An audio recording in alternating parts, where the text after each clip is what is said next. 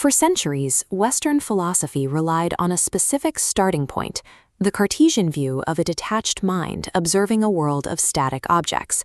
To understand reality, the thinker supposedly needed to step back and observe from a distance. The early 20th century brought a level of disruption that this distant logic could not explain.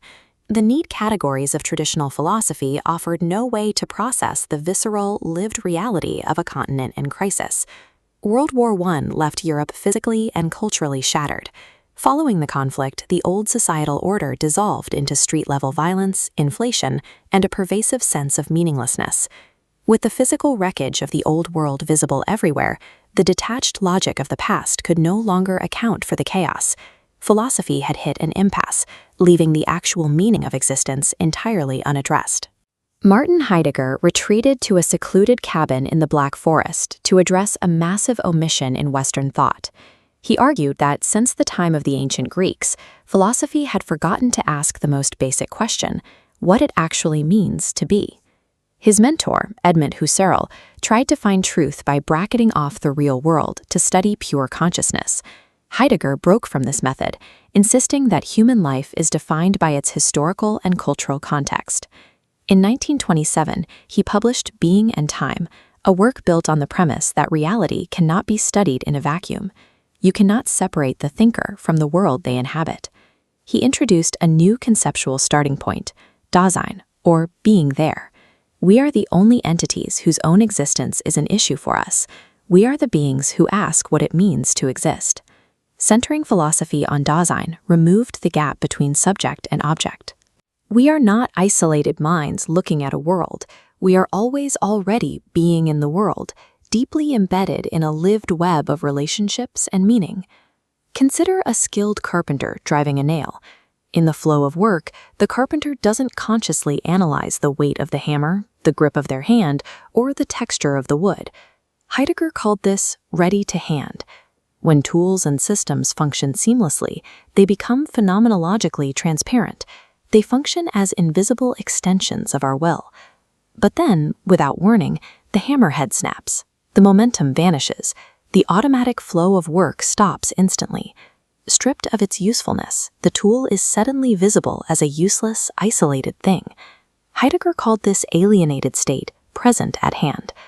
Heidegger pointed out that traditional science and philosophy mistakenly treat this present-at-hand state as the default nature of reality. By focusing on objects in isolation, they miss the entire connected world of lived experience. Heidegger observed this same logic of breakdown within the human soul. Heidegger describes Angst, or anxiety, as a mood that strips away social distractions. It isolates the individual, making the familiar rules and goals of mass society feel suddenly arbitrary and strange. This anxiety reveals our future is limited. Heidegger called this being toward death, the realization of an inescapable endpoint. This creates ecstatic temporality. Time isn't sequential now moments, it's a unified structure where our past shapes the future possibilities we project into current actions. Only by truly confronting this radical finitude can a person stop drifting through the conformity of the crowd. Accepting these limits allows Dasein to take responsibility for its life and claim an authentic existence.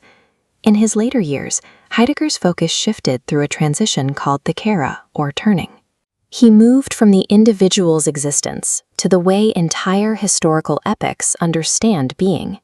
He identified a fatal flaw in the modern age: subjectivism.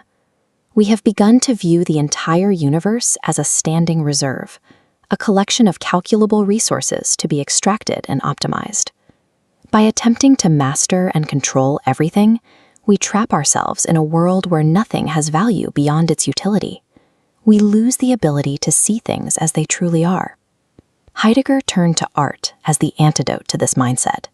He used Vincent van Gogh's painting of peasant shoes to show how art operates differently than a scientific diagram or a simple piece of equipment. Through poiesis, or poetic revealing, the artwork opens up a lived world. It doesn't just show leather and laces, it reveals the dampness of the soil, the solitude of the path, and the connection between the worker and the earth. The artwork creates a tension between the mysterious, unyielding earth and the meaningful world it opens up for us. It allows truth to happen in a way calculation never can. Heidegger concludes that we are not here to master the world through calculation. Instead, he suggests we are guardians, called to bring the manifestation of being into language and maintain it through our care. Martin Heidegger devoted his career to reopening the inquiry into the nature of being, asking what it actually means to exist. His writings promised a return to a deeper, more authentic life. But that intellectual project collided with the rise of the Third Reich. In April 1933, shortly after Adolf Hitler became German Chancellor, Heidegger was elected rector of Freiburg University. Within a week, he joined the Nazi Party. He eagerly implemented the policy of Gleichschaltung, or synchronization. He aligned the university with totalitarian aims, enforcing academic purges and suppressing aid for Jewish students. For decades, defenders argued this was a brief political miscalculation by an aloof academic. The uncomfortable alternative is that his embrace of fascism was the logical execution of his philosophical ideas. At the core of his worldview was the concept of the Volk. He believed the German people possessed a unique, rooted historical destiny tied closely to their native soil. This abstract nationalism had immediate, personal casualties. One was Edmund Husserl, his own mentor and the man who guided his early career. Husserl was Jewish. As the regime solidified its power, Heidegger allowed the dedication to Husserl to be stripped from wartime editions of his masterwork, Being and Time. He severed contact with the older philosopher. After the war, apologists tried to build a firewall between his actions and his ideas, insisting that you could study his philosophy of existence without engaging with his politics. To test that firewall, we have to look past his public speeches and examine the thoughts he recorded in secret, away from the scrutiny of his peers and the state. In 2014, the executors of his estate published the Schwarze Hefte, or Black Notebooks. These private journals demolished the myth of his political innocence. He wrote these entries while isolated in his romanticized rural cabin in the Black Forest. From this self-imposed exile, he looked out at an urbanizing world and recorded his darkest anxieties. Page after page reveals a paranoid fixation on what he called Weltjudentum, or world Jewry. He saw a shadowy international alliance maneuvering behind the scenes of global politics. The notebooks reveal that anti-Semitism functioned as a core diagnostic tool for Heidegger. He used these prejudices to frame his broader philosophical critique of modern decay. He developed a specific philosophical brand of prejudice, what scholars call metaphysical anti-Semitism. He equated Jewish people with empty rationality, hyper-calculation, and the destructive forces of industrialization. He split the world into a strict binary. On one side, the organic, rooted German, connected to the earth. On the other, the supposedly uprooted, worldless Jew, spreading a calculating spirit meant to sever humanity's genuine connection to existence. This was a lifelong pillar of his thought. Archival letters from as early as 1916 and 1929 show him warning against the Judaization of German culture years before Hitler took control of the country. His pursuit of authenticity required a foil. To define his ideas, he built a metaphysical enemy, embedding prejudice deep into the architecture of his philosophy. After the fall of the Third Reich, a denazification committee banned Heidegger from teaching. Exiled from the university, he had to reckon with the ruins of a destroyed Europe. During this period, he formalized his critique of modern technology, centering on a concept he called Gestell, usually translated as inframing. Inframing is a way of seeing the world that reduces all of nature and humanity to standing reserve, treating everything as mere resources waiting to be optimized, extracted, and consumed by industry.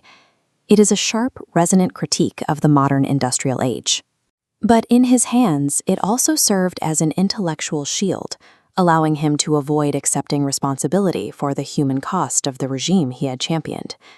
The limits of this philosophy became horrifyingly clear in 1949, when he delivered a lecture in Bremen and finally addressed the horrors of the Second World War. He told the audience, "Agriculture is now a motorized food industry, in essence the same as the manufacturing of corpses in gas chambers and extermination camps." By equating farming to the Holocaust, he erased the targeted racial genocide of the Jewish people. He reduced the systematic murder of millions to a generic complaint about industrialization. This cold abstraction devastated his former students. Herbert Marcuse, a Jewish philosopher who had fled Germany, wrote to his old master, desperately asking him to publicly denounce the Nazi atrocities. Heidegger deflected. He refused to issue an apology and refused to acknowledge the unique evil of the Holocaust, instead comparing the fate of the Jews to the displacement of East Germans. His obsession with the abstract concept of being blinded him to the actual suffering of living human beings. Toward the end of his life, in a 1966 interview with Der Spiegel magazine, he looked out at a sterile, technologized planet with deep pessimism. Convinced that humanity had lost its way in the machinery of the modern world, he concluded that only a God can save us. We are left with a bitter paradox. Heidegger left behind unparalleled tools for diagnosing modern alienation, but if we use them, we have to do so while forever rejecting the dark, prejudiced hands that forged them.